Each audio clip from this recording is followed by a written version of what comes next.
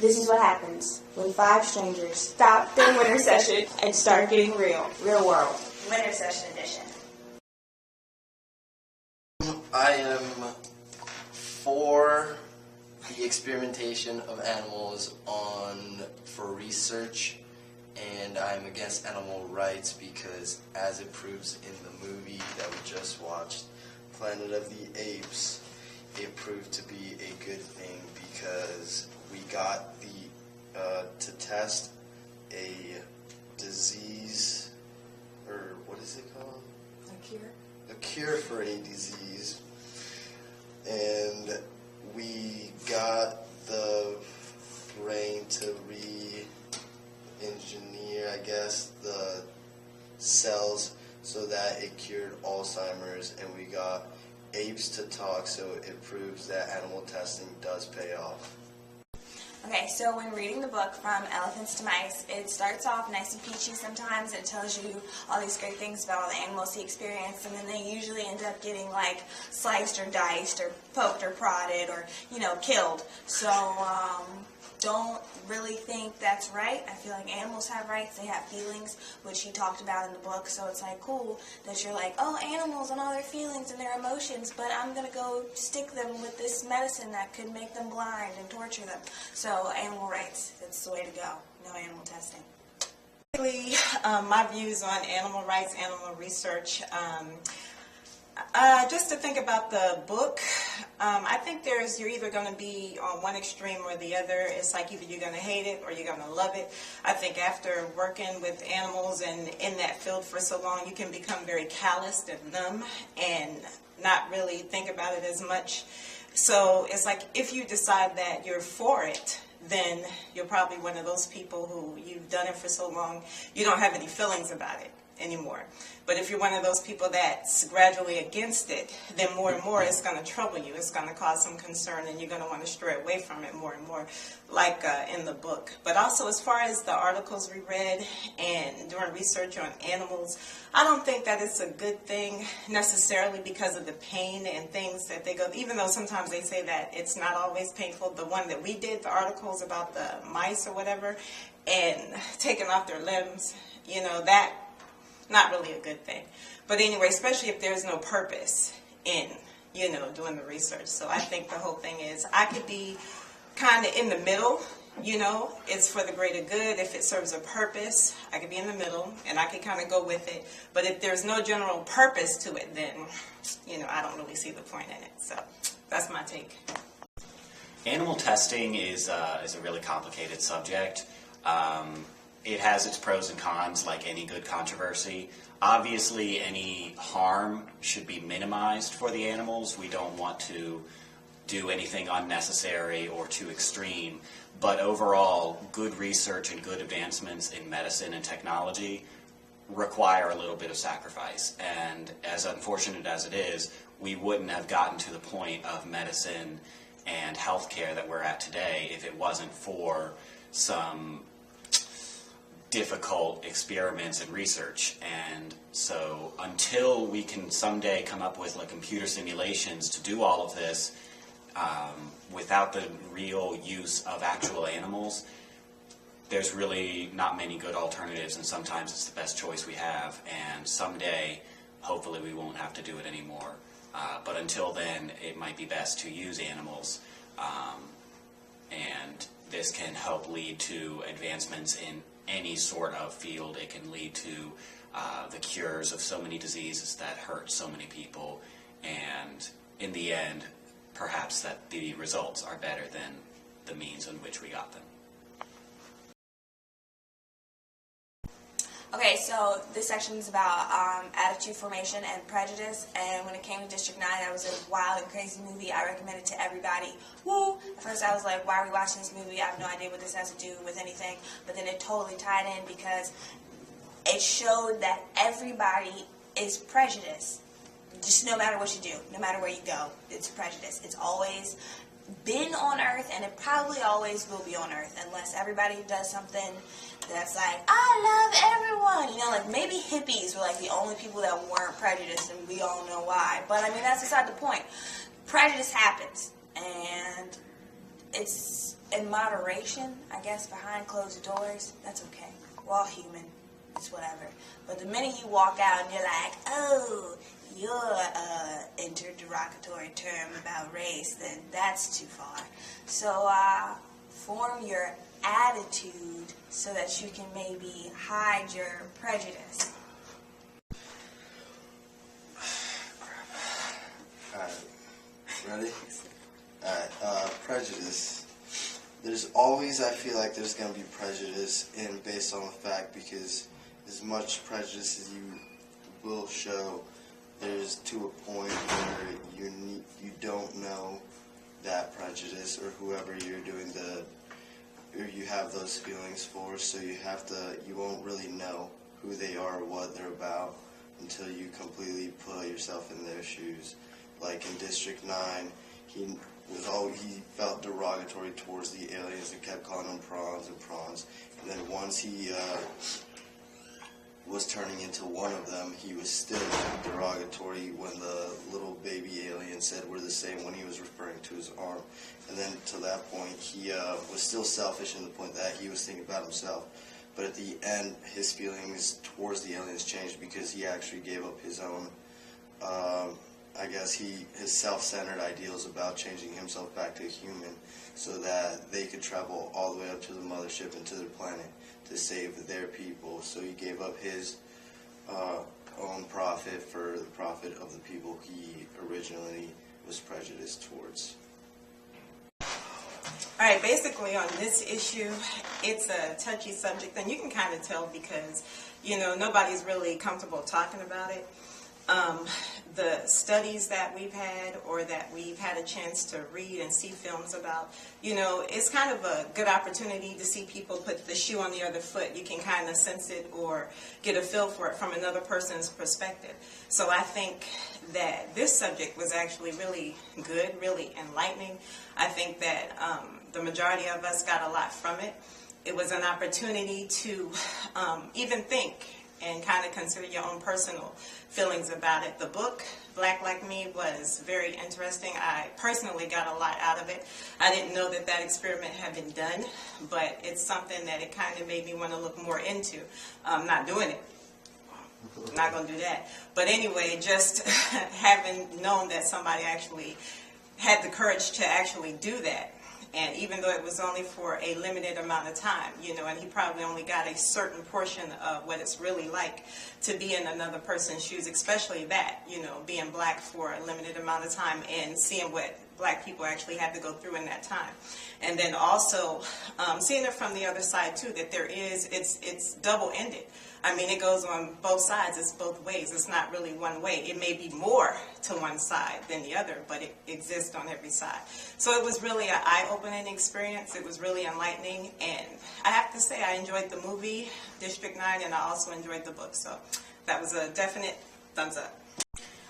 Racism and prejudice and the development of these implicit attitudes, it's a socialization that starts at birth. Like, I don't think you can escape living in modern civilization without being exposed to this sort of stuff. And so I think it's almost impossible to live in today's age and not, be exposed to prejudice or not even have your own prejudice. I think everybody is at least a little bit racist. And, I think it really just depends on how you manage it. Some people, like rednecks and stuff, aren't so good with it, and they might let it out. But other people that are more educated might be able to resist their prejudice, for lack of a better way of putting it. But I think that overall, it's been demonstrated to us through the movie and the book that you can experience the other side of things. You can experience the point of view of the people that you're prejudiced against, and once you see their point of view and the difficulties they go through, then you realize that there is another side to it, and then you can maybe become a little less racist, a little less prejudiced. And so I think that overall you can turn over a new leaf and become less prejudiced, and you can change these prejudices in yourself. Okay. Dreams and dream interpretation. Most people just think that their dreams are like, what did I eat before I went to sleep last night, or what did I watch on TV? But like, it actually has something to do with your life and what's going on. So you should kind of pay attention. When it comes to that book, you know, it's Freud. So what can you say? It's Freud. Have fun trying to decode that. The movie, Inception, wild and crazy, woo, second time seeing it, loved it, great people in it, but that will never happen. And if it does, average American people won't know about it. The government will keep it a secret, and they're going to use it in wars and to torture things. So we'll never know anything about that, but it's nice to dream of technology like that. Ha ha ha. Okay, so as far as dreams and my intake on dreams, the movie Inception I thought was a really good movie, a really good pick for this class. I got a lot out of it. I think it says a lot about the perceptions and how people's minds work and the imagination and what it can do. But in any case, I think that it's good to dream. I think that dreams give us a way out. It helps us process the issues of our day, whether it was good or bad, if we've had victories, successes, failures, and things of that nature. And it's just a way to help process the issues that we've kind of gone through. And as far as manipulation and if anybody can really influence your dreams, I don't think so directly. This is just my opinion. I think that it is done, that it does happen sometimes if we watch movies throughout the day, or a certain movie in particular, or sometimes even the food we eat. Like I said, if we've had issues throughout the day, sometimes those things can kind of influence our dreams. So I think that it does happen, but in that perspective or in that respect. And there was one thing I wanted to say about the article. One of the articles, I think it was Hobson, if I'm not mistaken, and I thought it was really interesting to learn about REM sleep, and that at least an hour and a half of our sleep consists of REM sleep every day throughout our life for adults. So I thought it was more than that, so I was interested to find that it was only about an hour and a half, and that's the one that keeps us, or is most commonly associated with dreaming. So I thought that was interesting. Overall, good pick. I've loved Inception ever since I saw it in theaters. I think it's an awesome movie. And it's definitely an interesting concept that they're exploring. I think that it's kind of exaggerated in some ways, obviously. But, you know, everybody says oh, Inception, you have to be smart to understand it. It's a smart movie. And it's just like, no, not really. You just kind of pay attention. And I don't think that says very good things about most Americans, but that's a different subject. Dreams are some of the weirdest things that most people will ever see or experience in their lifetimes, because they can be pretty crazy. But I don't think that there's anything super significant about them. They can reflect some of the things you've been thinking about, obviously, but I don't really think that there's much more to it. But dreams are important because they provide contrast for reality, and they help us understand the difference between sleeping and being awake. And that's really all there is to it. Dreams, I think, are pretty interesting. I don't think too much of them, but I mean, I do think they reflect our lives in some way, but I don't think too much of them. I don't really try to look at the meaning behind them. I kind of just see them as something we do when we sleep, I guess. And as for Inception, that movie, it's pretty cool. It kind of made me think a little bit. But as for that whole technology, I really don't see it happening anytime soon, because I feel like there'd be a little too much risk involved. If it does develop, it wouldn't really be available for everybody.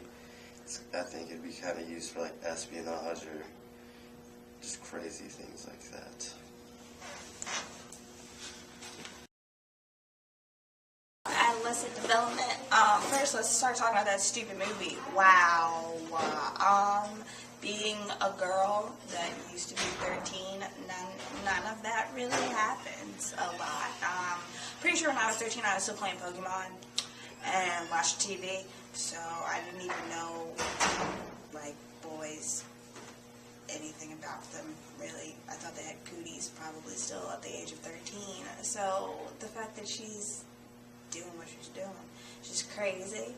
And then, if that was my mom, I would have got, oh God, I would have got punished so hard. Like, let me talk to my mom like that. Oh no, that would not go down in my house.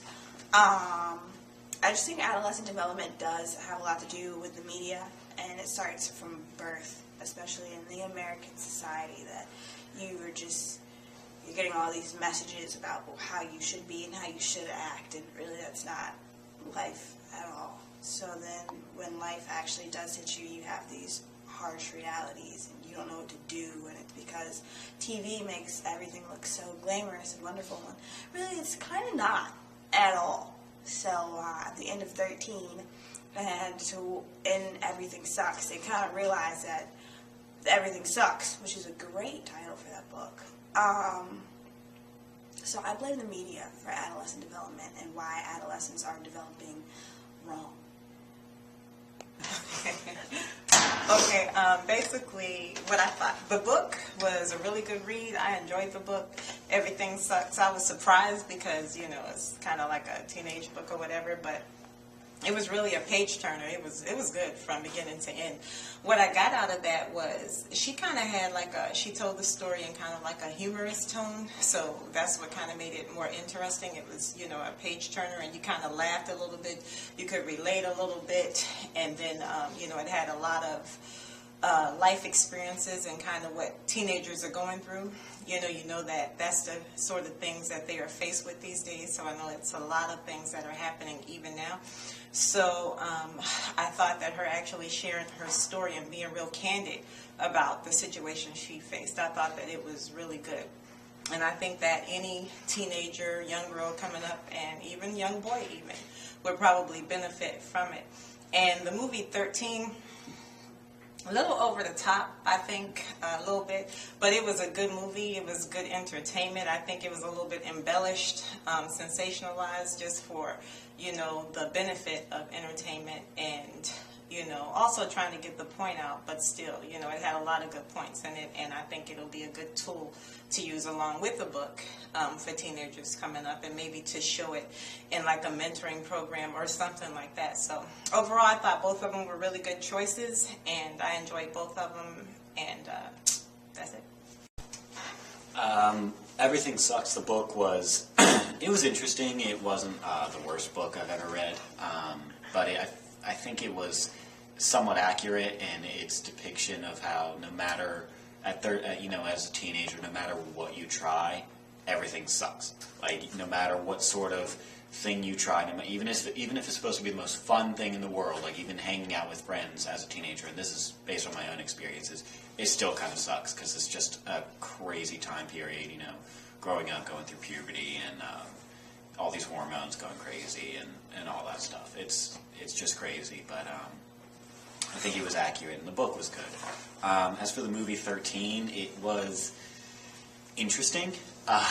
It was a little weird, but it was a good depiction of, you know, some of the stuff that a teenager can get into. I don't know if it was the most realistic depiction, but it got some things right in that, you know, some teenagers can be rebellious and get involved in a lot of stuff, and just trying to look for their identity and stuff. But that's really all there is to it.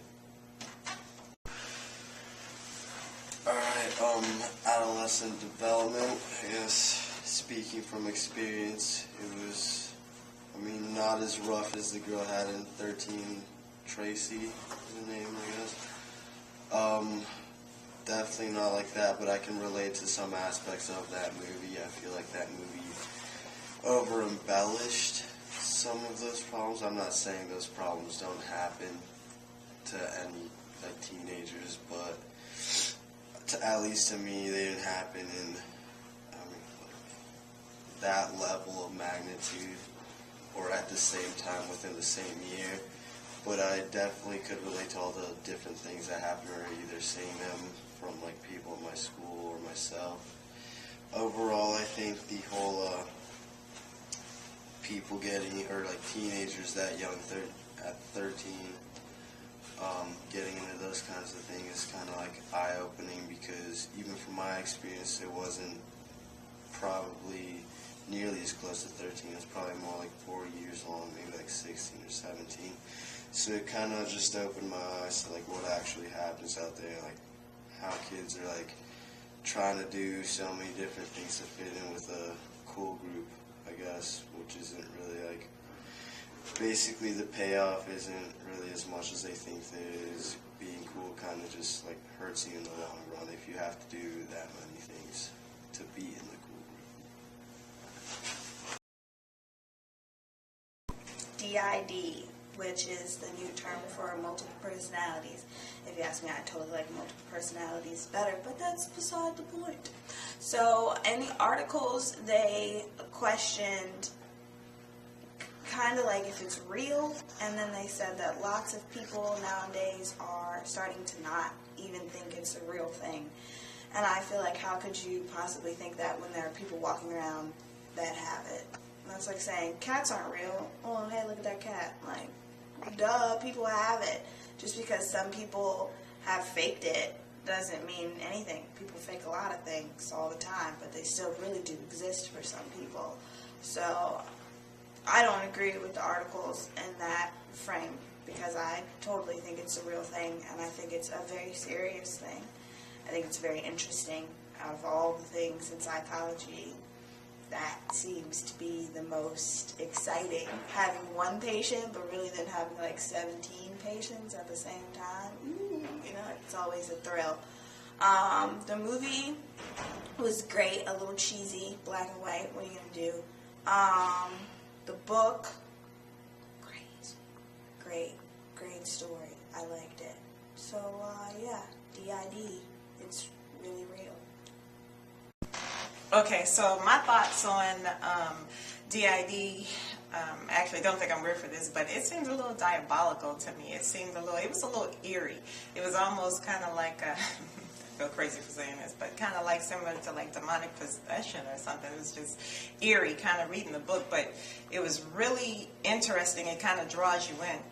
The thing that I would say about whether or not you believe it or not believe it is whether or not you have ever come in contact with somebody. I've never, to my knowledge, met anybody who's had or, you know, thought they had or anything like that, you know, alter egos.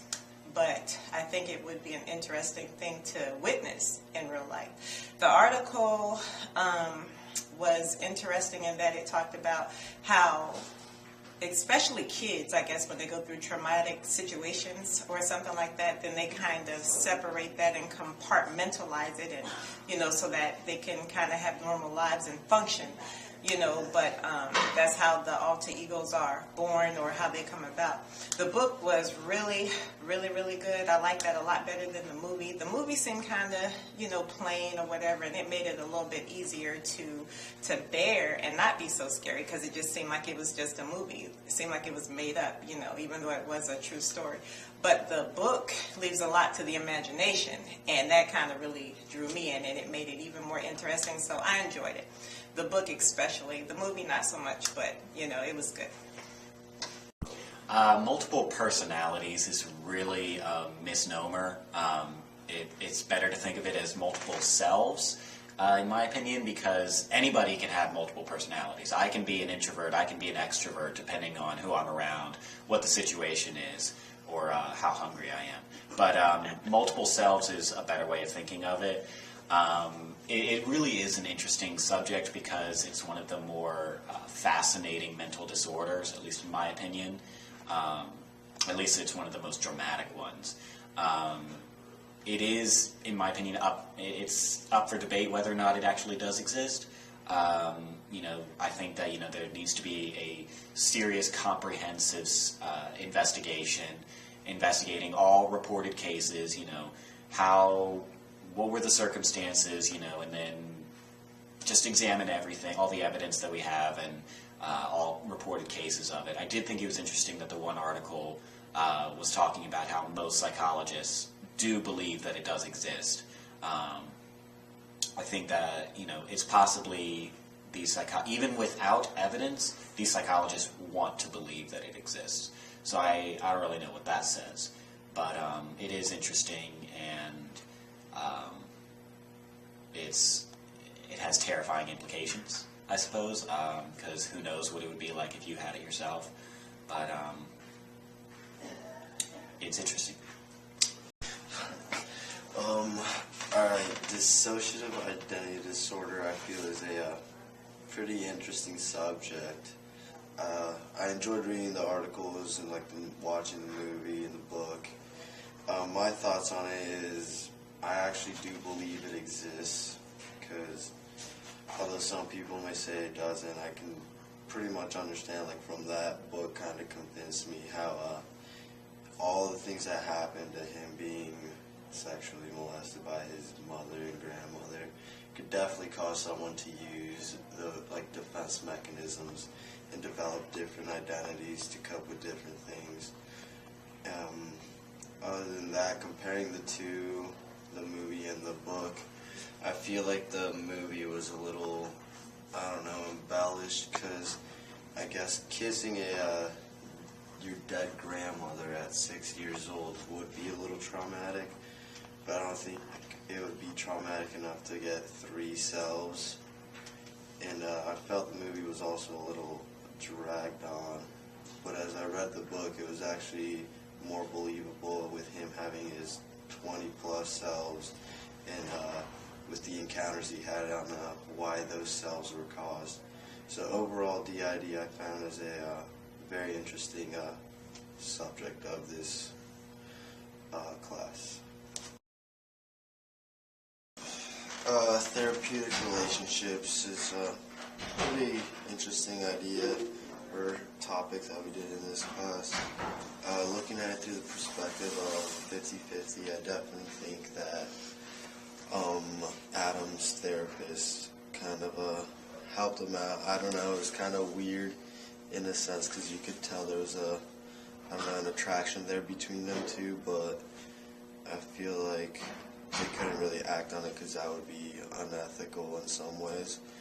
But for therapeutic relationships within that movie, I believe that they both went through something kind of new in their life. The therapist, I believe, Catherine was her name, was doing something new, as in Adam was, I guess, her first big patient going through something real big. It didn't really specify the movie, but the new thing about her going into therapy itself, and then Adam, of course, going through the rare cancer he had, I guess that relationship was therapeutic in a way of both. They could both rely on experiencing something new with each other. Therapeutic relationships, what I think about that. I think that therapeutic relationships are good. They're healthy. They can go on for a short while, or they can extend over, years throughout a person's life, for as long as they feel they need it, I guess. But I thought that 50-50 was a really good movie. It brought to mind a lot of the things that do occur between therapist or practitioner and the client. So I feel like you have to be really careful there, how you approach a patient and how you pretty much deal with them. Start out how you intend to finish, pretty much.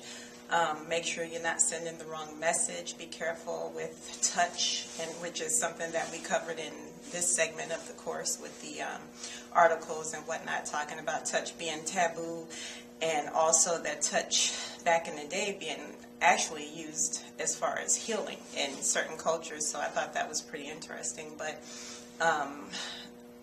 just being careful pretty much when it comes to how you deal with your patient, and being professional as far as, in the book, Your Voice in My Head, the relationship that she had with the doctor, I thought that was pretty much on the up and up as far as the doctor went. But, her dependency on him was a little bit over the top. But, I mean, I guess it happens. It happens often. But to compare and contrast between the two, the movie and the book, I thought that the book had a more professional relationship, and that's more that you could kind of follow, as far as the movie being one that you don't want to follow. So if it's a difference between this is a good one, this is a bad one, I would have said that the 50-50 was the bad one. And only because she was inexperienced, so she kind of, you don't really hold that against her, but you just hope that that's something that a real practitioner in her position would learn from, and, not let that be the norm. So those are my thoughts. Therapeutic relationships can really be all sorts of stuff. They can be good, they can be bad. We've explored a lot of good therapeutic relationships in 50-50 and Your Voice in My Head. And since they're so wide-ranging, it all depends on both the therapist and the client, what their personalities are, what their issues are, what their background and everything.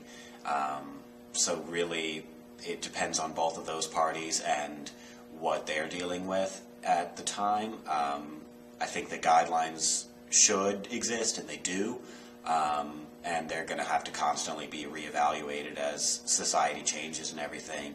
But overall, these relationships that we examined were good, and most of them were just to help inspire you and everything. But therapeutic relationships can also be bad. Like if you've ever seen The Sixth Sense, then you know that a therapeutic relationship could go badly.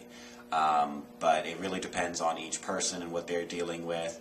I personally hope to go into therapy myself, and I hope to help people that way, because I think it's extremely rewarding for both people if you can help a person overcome the issues that have been dragging them down for their entire life. So that's an extremely rewarding thing to see and experience.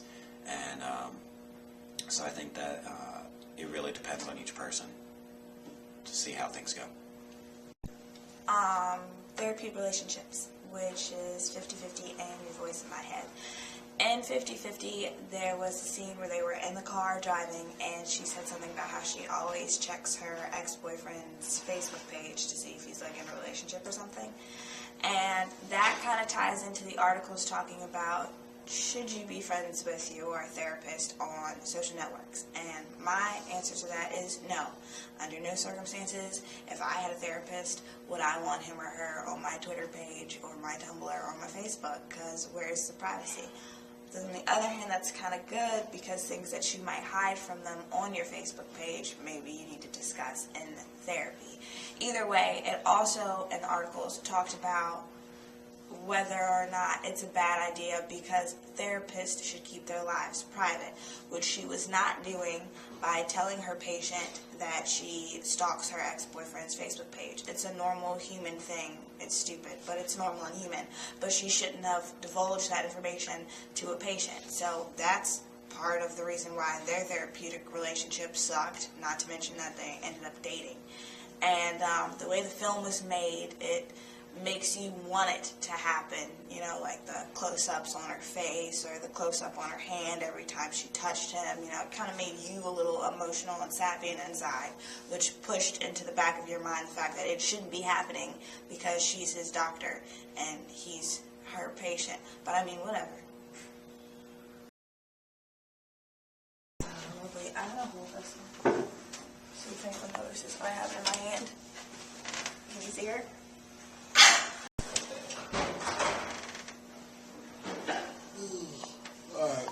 What is this about? Where's it going? Rambling. Okay. What are you talking about? We talk about everything. Yeah.